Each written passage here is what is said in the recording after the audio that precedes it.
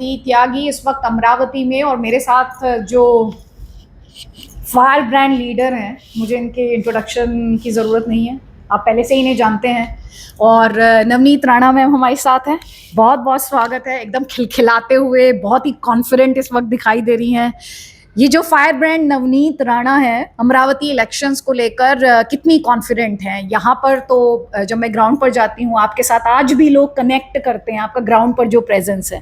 तो ये जो इलेक्शन है महायुति के लिए कितना बड़ा चैलेंज आप मानती हैं और कैसे देखती हैं? मुझे लगता है अगर ऑल ओवर महाराष्ट्र के अपन लोकसभा के परिणाम अगर हम लोगों ने देखे, तो ऐसे सिर्फ मेरे क्षेत्र की बात करूं मैं महाराष्ट्र के साथ, I actually lost by with the margin of almost 10,000 votes and it is 0.75%, not even 1%। सो आने वाले विधानसभाओं में जब एक छोटे क्षेत्र हो जाते हैं, तो वहाँ पर जो जिस तरीके से विधायक ने काम करना है, पार्टी के बहुत सारी योजनाएं, ये पहली ऐसी महायुति की सरकार है जो हर समाज को लेकर उनको न्याय देने का काम किया है। आज के इससे पहले ऐसा कोई भी सरकार नहीं जिन्होंने किसानों के हित में निर्णय नहीं दिया। पहली बार ऐसी सरकार है। हम बहुत सालों से मांग कर रहे हैं। मुझे आके भी पॉलिटिक्स में 11 साल ही हुए हैं, क्योंकि एज ए वाइफ, एमएलए की वाइफ करके मैं अमरावती में रवि जी के साथ शादी हुआ था। तब से जब से मैं उनके लिए काम करते गई, लोगों के लिए काम करते गई, तो हमारा हमेशा से ही मांग थी कि किसानों को दिन में लाइट दी जाए, और दूसरा किसानों को जो लाइट दी जाती है उस पर कोई पैसे ना लगाए जाए, फ्री करके उनको सहूलियत मिलनी चाहिए सरकार से। ये पहली सरकार है जिन्होंने इसका इम्प्लीमेंट एज ए कैबिनेट में इसका निर्णय लिया और ये पारित किया। दूसरा, बहुत सारी योजनाएं महामंडल के द्वारा, बहुत सारी ऐसे समाज हैं जैसे घाटिक समाज हो गया, बारी समाज हो गया, माड़ी समाज हो गया, आदिवासी समाज हो गया, ये जितने भी वर्ग हैं हमारे, जितने भी समाज अदर भी हैं, ये सभी समाजों को न्याय देने का काम हमारे छोटे भी समाज को महामंडल के द्वारा, कि उनके समाज में जो भी कमतरता है वो महामंडल के द्वारा वो सरकार डायरेक्टली पूरी कर पाए, तो वो भी ये सरकार ने किया है। ऐसी ढेरों योजनाएं, लाड़की योजना के साथ जो महिलाओं को सम्मान देने का काम किया, या राखी के पहले उनको जो एक कॉन्फिडेंस देने का काम किया कि सरकार सिर्फ महिलाओं की मतदान नहीं, उनको उनके साथ खड़े रहकर उनकी प्रॉब्लम्स में, उनकी अड़ी अड़चनी में 1500 बहुत ज़्यादा अमाउंट नहीं है, पर मुझे लगता है जो महिलाएं ग्राउंड पर मजदूरी पे जाती है, मजदूर वर्ग है, जो महिलाएं खेतों में काम करती हैं एज ए मजदूरी, 46 की डिग्री में भी वो महिला खेतों में काम करती है, उन्हें पता है कि वो 1500 का महत्व क्या है। जो महिलाएं जो शादियों में, फंक्शंस में किसी के भी जाकर झूठे बर्तन घसती हैं, उस महिलाओं को उसकी 1500 की कदर है। वो महिलाओं को पूछिए जो 8 से 12 घंटे काम करती हैं, किसी घर में झाड़ू पोछे का काम करती है, किसी के बच्चे की देख रेख करती है, या क्लर्क का काम करती है, या प्यून का काम, या हाउस कीपिंग का काम, उन महिलाओं को वो 1500 की बहुत महत्व है। मुझे बोलते भी वे रोंगटे होते हैं, क्योंकि ये फैक्ट हम जब ग्राउंड में काम करते हैं ना, 46 में एक बड़े परिवार की महिला जब शादी में जाती है, तो आने के बाद सर पकड़कर घर में बैठ जाती है कि मेरा सर बहुत दुख रहा है और ये शादी अटेंड करके आई हूँ। पर वही धूप में एक सामान्य परिवार की महिला जब वो मेहनत करती है 46 की डिग्री में, तो उस महिला को 1500 का महत्व बहुत ज़्यादा है। और मुझे लगता है ये सरकार की सिर्फ एक योजना नहीं, हर बार सरकार ने इस महाराष्ट्र में, ये पहली सरकार है जिन्होंने किसानों से लेकर, मजदूर वर्ग से लेकर, हाथ मजदूरी से लेकर हर समाज को न्याय देने का काम किया है।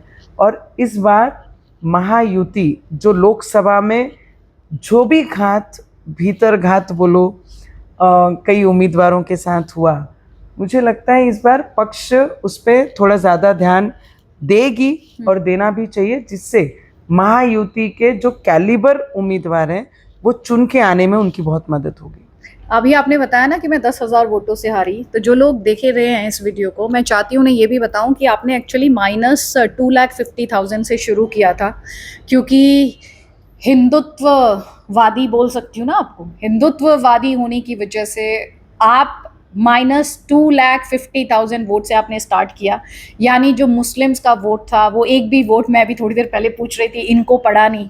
और इन इलेक्शंस में अगर मैं आपसे कहूँ जहाँ पर एक सब्सटेंशियल प्रेजेंस है मुस्लिम्स की, और आप बीजेपी की उम्मीदों के लिहाज से एक बड़ा चेहरा है यहाँ पर, ख़ासतौर पर अमरावती की बात करें, 8 सीटें यहाँ पर आती हैं। ट्राइब्स का आपने जिक्र किया, वहाँ पर वो आपका एक मायका जैसा है, क्योंकि आप वहाँ जाती हैं, ट्राइब्स के बीच में आपका एक सॉलिड वोट बैंक है। हिंदुत्व कितना बड़ा मुद्दा है, और ये क्या पोलराइजेशन होगा? मेरे लिए मेरा क्षेत्र बहुत इम्पोर्टेंट रखता है। हाँ, मैं हिंदू हूँ और मुझे गर्व है उस बात का। इलेक्शन हारी हूँ और जो झंडा मेरे हाथ में है वो लेके ही मैं मैदान में हूँ, और हमेशा से हूँ, और आखिरी सांस तक हिंदू ही रहूँगी। उसमें कहीं बदलाव कोई ला नहीं सकता। रही बात हमारे इलेक्शंस की, तो जो मतदार संघों में आज मेरे डिस्ट्रिक्ट में ही, हमारे मतदार संघ में, हमारे ज़िले में मोर्शी आता है। मोर्शी में हमारी इच्छा है कि बीजेपी को सिंबल मिलना चाहिए। हमारा प्रयत्न है, हमारे बाकी भी जो पार्टी के वर्कर हैं उनकी भी इच्छा है कि वहाँ से कमल आना चाहिए। हमारी इच्छा है धामनगांव से, हमारे ऑलरेडी रनिंग एमएलए बीजेपी के हैं, तो वहाँ से बीजेपी को आना चाहिए। रवि जी महायुति में उनके पक्ष से वो लड़ेंगे। अमरावती में, प्रॉपर अमरावती जो शहर है, वहाँ पर भी हमारी इच्छा है कि कमल ये सिंबल को अमरावती मेजॉरिटी, मेरा प्रयत्न है कि मेलघाट और दरियापुर, जो कि आपका मायका जैसा है। यस, मेलघाट मेरा मायका ही है, क्योंकि माँ पेरेंट्स को तो मुझे लगता है मैं साल में 2 बार या 3 बार मिलती होंगी, पर मेरे ये मायके को जाकर हर रोज जाकर उनसे मिलती हूँ, बात करती हूँ। उनकी प्रॉब्लम्स हैं, उनके फ़ोन से अटेंड करना, उनकी छोटी छोटी सी समस्याएं होती हैं जो शायद उनको ये बिलीव है कि हमारी बेटी हमारी बहन ही पूरा कर सकती है, वो करने की पूरी कोशिश करती हूँ। दूसरा है दरियापुर मतदार संघ। अगर मेलघाट मेरा मायका है तो दरियापुर भी मेरा ससुराल जैसा ही है, क्योंकि ये जिले की बहू बनकर ये डिस्ट्रिक्ट में आई हूँ, पर उतनी ही पकड़, उतना ही कॉन्फिडेंस मुझे मेरे दरियापुर क्षेत्र के लिए भी है, क्योंकि जितना दुख मेरा पराभव से मुझे हुआ होगा, उतना ही दुख वो क्षेत्र को भी है कि हमने तो पूरी साथ दी, आप कमी कहीं और रह गई। तो मुझे लगता है कि ये सभी क्षेत्रों में हमारी फोर्सफुली है, हमारे महायुति में। हिंदुत्व बड़ा मुद्दा है इस इलेक्शन में। देखिए, मुद्दा कभी हिंदुत्व का नहीं था, मुद्दा मेरे विचारों का है। मैं जो विचार पे काम करती हूँ, मैं आखिरी सांस तक उसके साथ ही मरूंगी, तो उसको कोई खत्म नहीं कर पाएगा। मेरे लिए मेरा हिंदुत्व होना ये कोई पार्टी के साथ कनेक्ट करके है नहीं। मेरा जन्म हिंदुस्तान का है, मैं जन्म यहीं हुआ है, तो मेरी विचारधारा वो है मेरे साथ में, चाहे उसके लिए आपको हार झेलनी पड़े। मेरे लास्ट 2 सवाल है, मुझे पता है आपको जाना है, आपका एंगेजमेंट है, ये क्योंकि ये बात पता होनी चाहिए। अभी जो मैम ने बताया, जो मैंने आपसे कहा -2.5 लाख, ये वोट में से एक शेयर इनके साथ था जब ये इंडिपेंडेंट बन के लड़ती थी। ये वोट इनके हाथ से खिसक गया क्योंकि ये बीजेपी के साथ आ गई। तो विचार रहेंगे, चाहे जीत हो चाहे हार। विचार कभी बदलने नहीं जाते हैं। जो विचार बदलते हैं वो टाइम पूरता सब चीज़ें मैनेज करते हैं। मेरे विचार, मेरे जिंदगी की एक आदि विचार को लेकर हम पूरी जिंदगी जीते हैं। मेरे विचार वो हैं, मेरी जिंदगी के साथ ये विचार चलेंगे। और हार जीत का रहा सवाल, तो मेरी हार अगर हुई है तो वो भीतर घात के वजह से हुई है, ना ही किसी पर्टिकुलर के वजह से, ध्रुवीकरण की वजह से नहीं। मेरी हार ही, कई लोग ऐसे थे, मतों का विभाजन किया, पक्ष में कई लोग ऐसे थे जिनके वजह से ये प्रॉब्लम हुई। नहीं तो आज भी मेरी जनता मेरे साथ में उसी प्रेम के साथ, उसी विश्वास के साथ खड़ी है। चलिए, आखिरी सवाल, प्रधानमंत्री मोदी। मैं जहाँ जाती हूँ मुझे सुनने को मिलता है प्रधानमंत्री ने ये दिया, प्रधानमंत्री का किसान सम्मान निधि, प्रधानमंत्री का आयुष्मान कार्ड, प्रधानमंत्री मोदी ने जो यहाँ पर दूसरी योजनाओं में अपना कंट्रीब्यूशन दिया, चाहे वो ई श्रम कार्ड हो या फिर दूसरी लंबी लिस्ट है योजनाओं की अगर हम यहाँ पर बात करें, क्योंकि यहाँ पे कुओं की बात की जाती है जो महाराष्ट्र सरकार में, लाडकी बहन आपने महाराष्ट्र सरकार, प्रधानमंत्री के चेहरे, मैंने ये नहीं देखा कि किसी लोकल लीडर ने प्रधानमंत्री के चेहरे को किसी तरह की कोई चुनौती भी पेश की हो, ना तो बीजेपी, ना तो बीजेपी में तो खैर ये मुमकिन ही नहीं है, लेकिन विपक्ष की तरफ से भी। आपको लगता है ये चुनाव, महाराष्ट्र का चुनाव महायुति के लिए आज भी नरेंद्र मोदी के चेहरे पर ही है? देखिए, इस देश में ये पहली बार हुआ है कि एक प्रधानमंत्री तीसरी बार बने, और मुझे नहीं पता ये बोलना कितना उचित है कितना नहीं, पर आज जितनी भी पूरे देश में बीजेपी है, that is only because of prime minister Narendra Modi ji. कार्यकर्ता का पूरा एफर्ट्स है, कार्यकर्ता मेहनत करते हैं, पर एक चेहरे ने पूरे देश में बीजेपी के कार्यकर्ताओं को इतना कॉन्फिडेंस दिया, तुम काम करो, देश को आगे बढ़ाने का काम मेरा है, और वो कॉन्फिडेंस हमारे अंदर है। मैं जब बीजेपी की कार्यकर्ता कर काम करती हूँ तो वो कॉन्फिडेंस मुझे देने वाला कौन है? मुझे वो कॉन्फिडेंस देश के प्राइम मिनिस्टर देने वाले हैं। तो मुझे लगता है कि ऐसा चेहरा इसके पहले कभी नहीं था, करके तीसरी बार कभी कोई प्राइम मिनिस्टर रिपीट नहीं हुआ। इस बार वो पब्लिक के प्राइम मिनिस्टर थे, इसलिए तीसरी बार वो प्राइम मिनिस्टर बने। अगर पार्टी के होते तो शायद बदलाव हो जाता।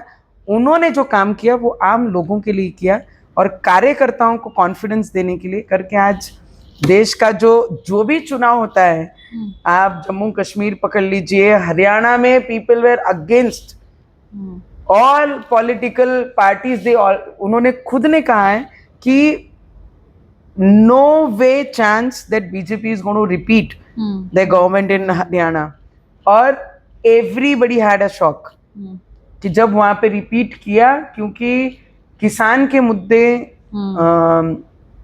खिलाड़ियों के मुद्दे इतने आगे, मेरे को तो बोलते, बिकॉज जब वो सब चित्र हम लोग देख रहे थे एज ए पार्लियामेंटेरियन, जब हम बैठते थे पार्लियामेंट के बाहर जो होता था, फिर मेडल्स कहाँ फेंके जा रहे थे, फिर किसानों के उपयोग अगेंस्ट पॉलिटिकल लीडर्स किस तरीके से ले रहे थे, वो सब चीज़ों का वॉश आउट किया हरियाणा ने। इस देश ने, वो हरियाणा ने एक एग्जाम्पल दिया कि जो देश के लिए सच में काम करता है, जो सच में देश के हित में पॉलिटिकल से ज़्यादा ऊपर चढ़कर, अपने पोस्ट से ज़्यादा ऊपर चढ़कर देश को प्रायोरिटी दे रहे हैं, तो उसके साथ पूरा देश खड़ा रहेगा। ये हरियाणा ने सबको एक एग्जाम्पल सेट किया है, और मेरे लिए वो बहुत बड़ी एक उम्मीद कि इस देश के प्रति अगर कोई व्यक्ति अपने क्षेत्र के प्रति काम करता है तो लोग उसके साथ रहते हैं। बाद में कितना भी बड़ा कोई, कितना भी एक एजेंडा सेट करके अगर कांग्रेस ने हरियाणा में किया भी था, पर उसको फेल करने का काम हरियाणा के लोगों ने किया है। तो अभिनंदन के पात्र है वो, कि जिस तरीके से उन्होंने हरियाणा का रिजल्ट दिया, उन्होंने दिखा दिया कितने बड़े भी आपने फेक नैरेटिव किए तो उसको फेल करने का काम एक ही व्यक्ति कर सकता है, वो देश का प्रधानमंत्री और वहाँ के कार्यकर्ता। लास्ट क्वेश्चन है, विश्वासघात एक थीम होगा? उद्धव ठाकरे ये कह रहे हैं बीजेपी ने मेरे साथ विश्वासघात किया है, जवाब है आपके पास? मुझे लगता है जो विश्वास निर्माण हमारे आदरणीय बाला साहेब ठाकरे जी ने बीजेपी के साथ रह के इतने वर्ष निकाला, विश्वासघात तो उद्धव ठाकरे जी ने बीजेपी के साथ किया, तो उनको ये बोलने का अधिकार ही नहीं है। जो विश्वास के पात्र नहीं थे उनके साथ बीजेपी ने उस समय भी एक स्टैंड लिया, उनके साथ युति में गए 2014 में भी, जब मोदी जी की सुनामी थी पूरे देश में, तब उद्धव ठाकरे जी ने मोदी जी का सहारा लिया, उनके वेव का साथ लिया और अपनी क्लिक करवा ली। और जब उनको लगा कि आज मैं खुद सीएम बन सकता हूँ, कारण आदरणीय बाला साहेब ठाकरे जी का कभी ये स्वभाव नहीं था, उन्होंने अपने विचारों के लिए काम किया, और जो विचारों के साथ चल रहा था उस पार्टी के साथ कितने वर्ष उन्होंने साथ दिया। इनको जहाँ से लालच पैदा हुआ, जहाँ से इन्होंने विश्वासघात हमारे देवेंद्र फडणवीस जी के साथ किया और भारतीय जनता पार्टी के साथ किया, तो उनको ये अधिकार नहीं है उद्धव ठाकरे जी को कि वो विश्वास पे बात करे। जो विश्वासघात खुद करते हैं वो किसी पे एलिगेशन नहीं लगा सकते। ये महाराष्ट्र की जनता बहुत अच्छे तरीके से जानती है। हमारे बाला साहेब ने हमेशा महाराष्ट्र के बच्चों से लेकर युवाओं से लेकर उनके दिमाग और दिल में भरा हुआ था कि उस समय मैं मेरी पॉलिटिकल राजनीतिक दुकान बंद कर दूंगा जिस दिन मुझे कांग्रेस के साथ जाना पड़ेगा। यहाँ से ही विश्वासघात की शुरुआत होती है। जो अपने पेरेंट्स और अपने लीडर और पार्टी जिसने फॉर्म की, अगर उसके विचारों पे आप चल नहीं सकते तो इससे बड़ा विश्वासघात कोई किसी और के साथ नहीं कर सकता। उद्धव ठाकरे ने विश्वासघात किया है और सबसे पहला हमारे बाला साहब ठाकरे जी के विचारों का विश्वासघात उन्होंने किया है। बहुत बहुत शुक्रिया and I wish you luck. और मुझे पता है आपका ये जो फायर ब्रांड ग्रुप है, अब जैसे जैसे कैंपेन आगे बढ़ेगी और भी देखने को मिलेगा। नमस्कार, धन्यवाद। Thank you.